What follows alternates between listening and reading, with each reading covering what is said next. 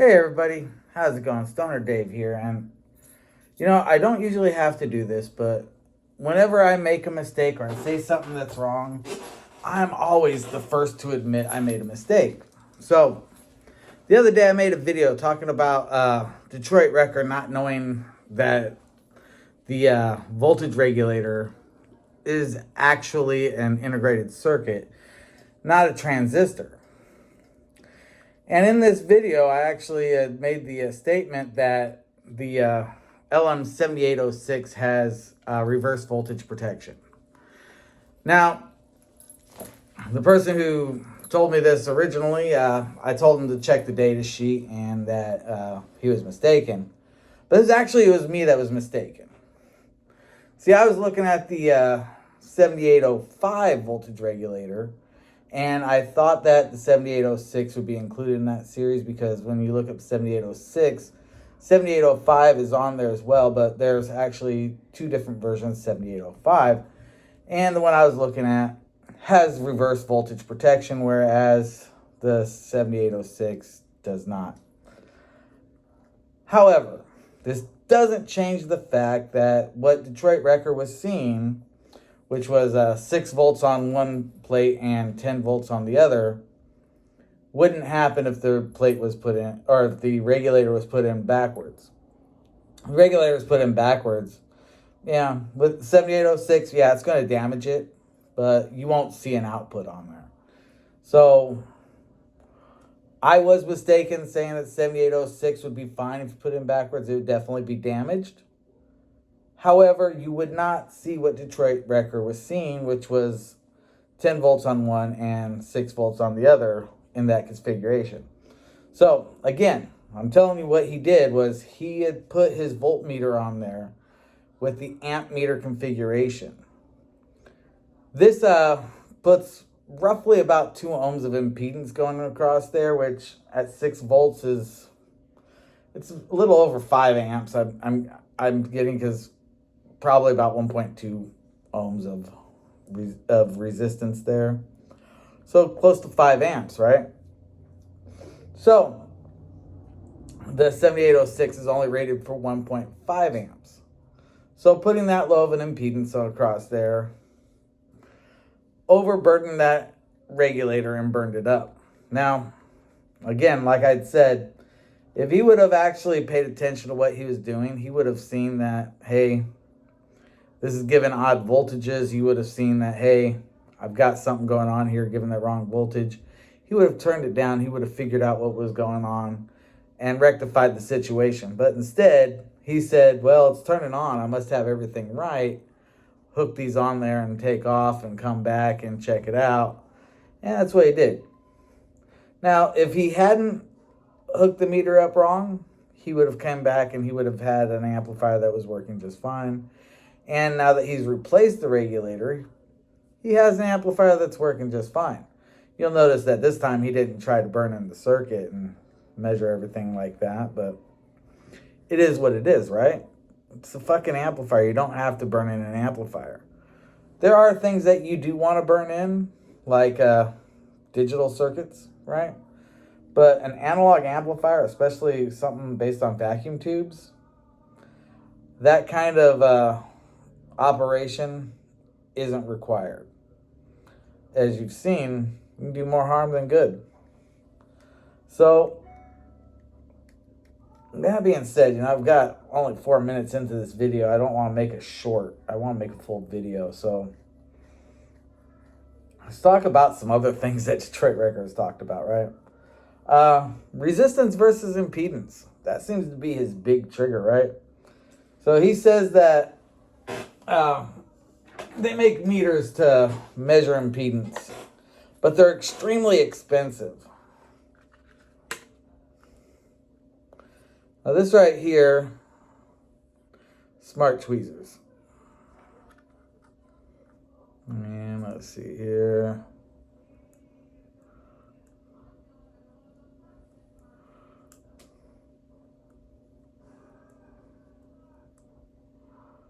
Mode, resistance, inductance, capacitance, diode, voltage, trace, exit. Let's see. Auto. So this little guy right here, it's a pretty nifty little contraption, right? Because what it will do is it will measure resistance, impedance, inductance, capacitance, diodes, and a whole plethora of other things. Now, you would expect a contraption like this to cost thousands of dollars, right? But in reality, it was only $120.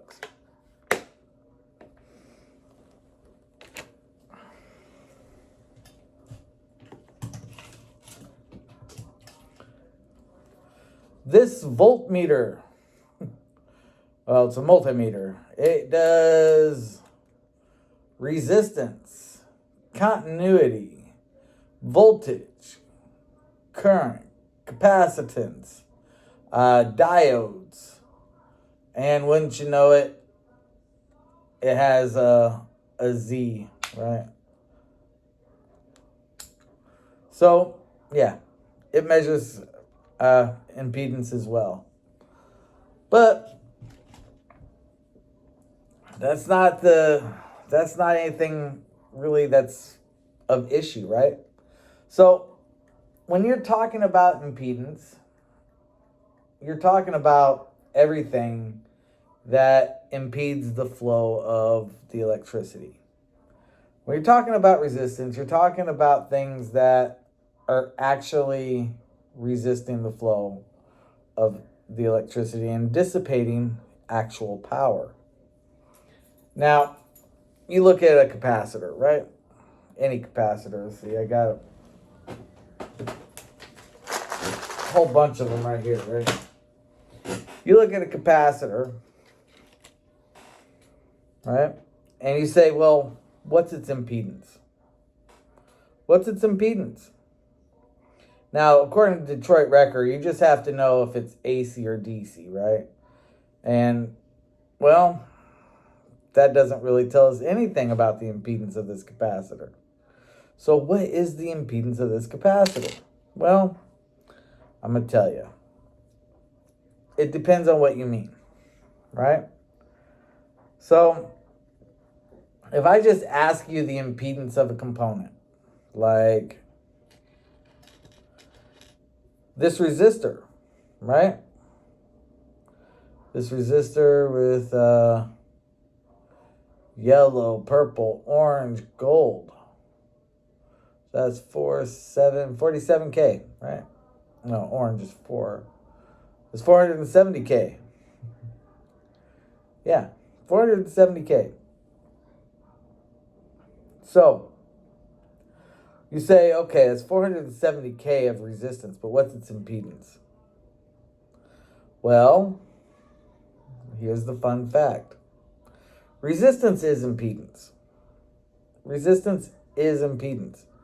There is no world in which you look at something and you say, well, it's got this many ohms of resistance and this many ohms of impedance. Resistance is impedance. But impedance is more than just resistance. Now, if I take this resistor and put it in series with this capacitor, I say, what's its impedance? Right? What's the impedance of the full system here? Well, that's going to be a tough one to determine, won't it? Because there's some things that you have to understand. First of all, this 470K, that's always going to be there. It's always going to be there. AC, DC doesn't matter. 470K. But this guy, this capacitor of unknown value. And I say unknown value because there's literally no marking on it. There was a stamp on it at one time, but it seems to have worn off. So there is literally no marking on this capacitor. The only thing I have to even verify that's a capacitor is my LCR meter. LCR meter. That's a weird one, right? LCR. Now, the R you can guess is for resistance, and C you can guess is for capacitance. But what about the L, right? Why is it LCR for an inductor, capacitor, and resistor meter? Has to do with where the inductance comes from in other languages being used. I think it's Greek. I didn't really look it up, but needless to say, right? If it weren't for the LCR meter and just holding this capacitor in my hand, trying to determine what its capacitance is, well, that's fucking, it's meaningless, right? Because at DC, its capacitance, the capacitor has an infinite amount of impedance or resistance, depending on how you want to look at it, right? But remember, resistance is impedance. So we look at it in DC, it's got an infinite amount of resistance. Well, what exactly is a DC current? Right? What is a DC current? It means direct current, but what exactly does that mean? It means direct current. It goes directly to where it's going. That doesn't make much sense. Now, AC, alternating current. Well, we know it goes from positive to negative, so it's alternating between the positive and negative current, but by that definition, a square wave that goes positive 5 volts and negative 5 volts is an AC, and it is actually AC, but what the hell does that have to do with a capacitor, right? Because you look at an AC square wave, right? It goes 0 volts to 5 volts, 5 volts to 0 volts, 0 volts to negative 5 volts, negative 5 volts to 0 volts, 0 volts to positive 5 volts, and keeps going through that, cycling through that, right? What does that have to do with a capacitor that's any different than just 5 volts pulsing through it, right? Going 0 volts to 5 volts, 0 volts to 5 volts. Capacitor is going to pass that same fucking way, both of them. The difference could be in the frequency. What if we introduce a frequency to it? It's not just coming on and off at random moments. Because, I mean, if slow enough 5 volt square wave going into a capacitor will just look like spikes. It'll spike up to the 5 volts and stay. Drop to the negative 5 volts, stay. Pop up to the 5 volts, stay. It'll look like a series of spikes going up and down. It'll spike up, back to 0. Spike down, back to 0. You know, until you get to a certain frequency where it'll start to look a bit like a sine wave, because it's going to charge up, then charge down, charge up, and charge down. And it'll never get to that full point. So you got to figure it out. And, you know, that charging cycle is really what the whole fucking capacitive and impedance of the capacitor comes from, right? It's how long it takes for it to charge up. So how long does it take a capacitor to charge with no resistors? Right? Again, you're like, well, I don't fucking know, right? And it's like, yeah. You can't really know until you've actually tested it out and seen. There's a way to know what its impedance is, though. And that is going to be based purely on the fucking frequency. Now, when you're at 0 hertz, like a DC signal, the impedance is infinite. What if you get that frequency up to an infinite frequency, though? Right? An infinite frequency. That means it's infinite many pulses or waves coming through at any moment of time, right? It's an infinite frequency. Well, the capacitor at that point, this is a theoretical point, but at that point has 0 impedance.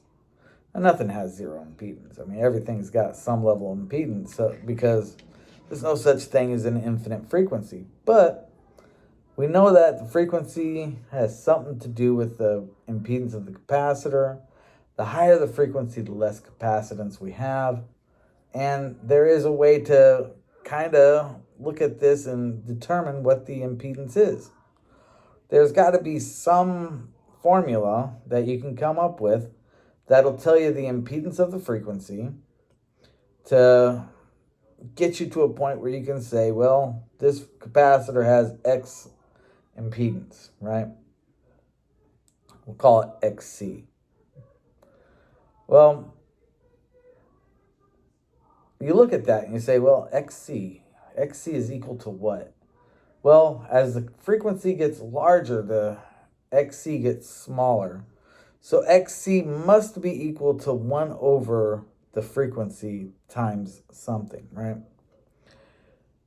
Now, that's the fun part, right? The more the frequency goes up, the less the impedance is.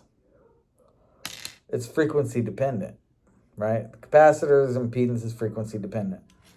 The resistor's impedance it's always the same. Now, there's another component out there for passive components, and that's the inductor. I do not have an inductor within my grep, but I will tell you the inductor works opposite of the capacitor, right? Now, inductors are a little bit different because they have a bit of resistance to them, but it's usually so small that we can ignore it. So what we do know is that the inductor, the higher the frequency goes, the higher the impedance goes, right? So we can say that the inductor's impedance is equal to some number times the frequency. Pretty straightforward, right? Now, what gets interesting is that when you have inductors and capacitors together, there's going to be some point at which their impedance is equal to each other. And when that happens, well, because of the way that their impedance is calculated, when that happens, their impedances themselves disappear. They go away. They don't even exist anymore. They become zero. And you get resonance. And it has to do with the way capacitive reactance works and the way that inductive reactance works. They're actually opposites of each other. Inductive reactance lifts, capacitive reactance pulls down. And they have these little things right here called a Smith chart, which show you exactly what you need as far as your impedance. It's actually, we'll say at the bottom, normalize impedance and admittance coordinates. So it's a vector. That's why it's not so easy as just adding the inductive reactance to the capacitive reactance. You have to do vector addition, not just algebraic addition. And if you don't know how to do vector addition, well, calculating impedance can be pretty hard for you because you don't understand how the Pythagorean theorem works in all of this. So, that being said, saying that you can't talk about resistance and impedance as the same thing shows a little bit of a lack of understanding in the arena of resistance and impedance. Especially when you're somebody who's building amplifiers like Detroit Record's trying to claim that he's doing while he's putting these kits together. You see, because when you're dealing with an amplifier, you're almost exclusively dealing with resistance, right? It's not until you're dealing with the input and the output that you have any form of reactance to be dealing with or frequency dependent resistance going on. And you're still, right, dealing with resistive elements, right?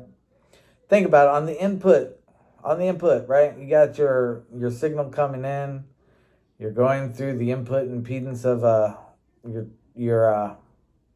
well, in his case, it's a vacuum tube, but for most cases, it's some kind of an op amp or transistor type input, and wouldn't you know it, it's resistive. Yeah, it's almost purely resistive. You get to the output, right? You got your transformer there going out to a speaker. And wouldn't you know it, there's probably some capacitors there. But you're dealing with the resistance of the transformer and the resistance of the speaker. And you're kind of hoping that they're pretty well the same. There's probably a couple of capacitors there as well, just to balance the reactance out so that you are dealing with something purely resistive because you are dealing with transfer of power. In solid state amplifiers, there's a lot of them that will have a resistance and a capacitor there. It's fuck, I forget the name for it, but it's a way to give you, when it gets to the speaker, since the speaker does have some inductive reactance, it has the resistors and capacitor there to give you capacitive reactance to offset the inductive reactance so that you get purely resistive. Because that's the whole idea. Purely resistive impedance. And of course, anybody who studies electronics would know this because they've been studying it and they understand that, hey, this is the way these things work. Got to make them work the right way. So I'm going to go ahead and leave you with that. I want to thank you all for watching. And if you have anything that you'd like to say, ask, or have an opinion one way or the other, feel free to comment down below. I love hearing from people, especially people that disagree with me. So feel free to comment below. Peace out.